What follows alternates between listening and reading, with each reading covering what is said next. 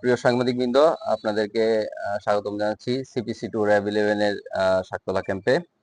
আজকে আমি আপনাদেরকে মূলত ডেকেছি আমাদের 13 তারিখ দিবাগত রাতের একটি অভিযান সম্পর্কে অবহিত করার জন্য। যে অভিযানে আমরা অস্ত্র এবং মাদক সহ একজন আসামি গ্রেপ্তার করেছি, যার মোটামুটি একাধিক মামলা, 20টার মতো মামলা রয়েছে। 5টার মতো মামলা রয়েছে। টোটাল 2জন আসামিকে গ্রেপ্তার করা হয়েছে।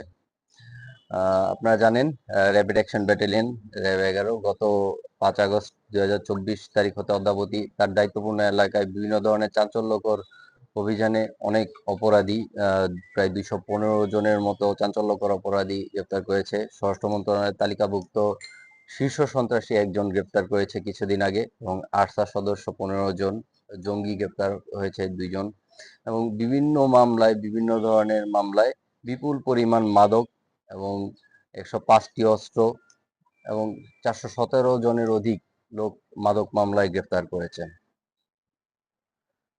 আপনাদের যে কারণে ডেকেছি, গত 13 তারিখ দিবাগত রাতে 14 তারিখ প্রথম প্রহরে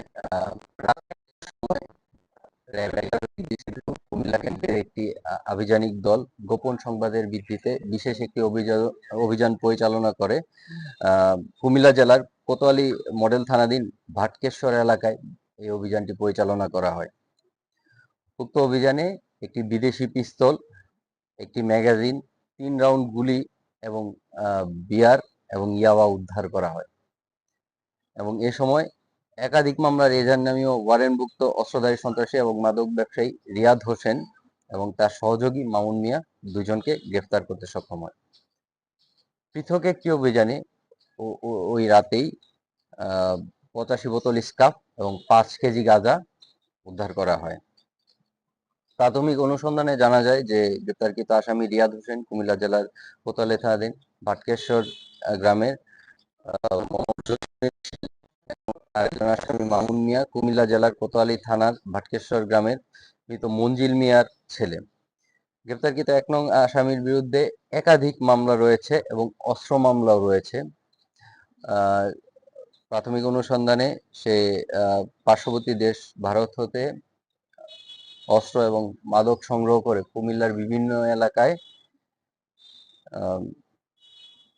দিয়ে আসছিল, পাইকারি মূল্যে এবং খুচরা মূল্যে বিক্রয় করে আসছিল। তার দখলে থাকা অস্ত্রের মাধ্যমে বিভিন্ন ধরনের সন্ত্রাসী কার্যকলাপ, চাঁদাবাজি, ছিনতাই, ডাকাতি এবং ভয়ভীতি সহ বিভিন্ন ধরনের ধর্তব্য অপরাধ সম্পাদন করে আসছিল। এলাকায় তার খুবই ত্রাস ছিল এবং সে এলাকার একজন ত্রাস ছিল। অভিযান শেষ করে যখন আমি ফিরে আসছিলাম, তখন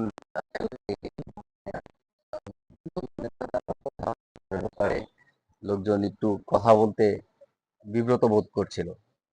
তাদের ভাষ্য অনুযায়ী সে তো এলাকায় থাকে না, সে তো বেশিরভাগ সময় জেলখানাতেই থাকে, এটা ছিল তাদের ভাষ্য। সুতরাং বোঝা যাচ্ছে যে তার ভয়ভীতিটা কিরূপ ছিল। অপর সহযোগী আসামি মোহাম্মদ মামুন মিয়া, যে অপরাধটি 1 নং আসামি করেছে রিয়াদ, তার সহযোগী হিসেবে ছিল এবং অস্ত্র এবং মাদক বিরোধী ধারাবাহিক অভিযানের অংশ হিসেবে এই অভিযানটি পরিচালনা করা হয়েছে। অস্ত্র এবং মাদকের বিরুদ্ধে র্যাব 11 এর অভিযান অব্যাহত থাকবে এবং গ্রেপ্তারকৃতদের পরবর্তী আইনানুগ ব্যবস্থা গ্রহণের জন্য কোতোয়ালী থানার নিকট হস্তান্তর প্রক্রিয়াধীন রয়েছে।